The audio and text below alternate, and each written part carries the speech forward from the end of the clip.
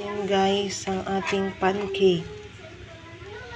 Nag-crave kasi ang Sia guys sa pandesal, malunggay pandesal. Kanina dumadaan dito kay narinig niya man so sagiiniya kasi naiwanan siya ng malunggay pandesal. Mabilis ang takbo ni driver ng pandesal. So ayun guys, nag-bake na lang ako nitong pang pancake.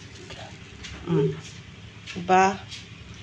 Mas marami pa kaysa sa pandesal na yun. 4 na piraso lang makakain namin guys. Kaya mahal. Ito naman siya. May pre kaming saging galing sa bukid. Ayan, nahinog na. So, ginawa ko na lang siyang ganito. Okay. Tapos, nilagyan ko siya ng konting flour. Ako na. Huwag mo nang galawin yan kasi maluluto na. Ito, grabe. Okay. Para mamaya may merienda kami ni Sia.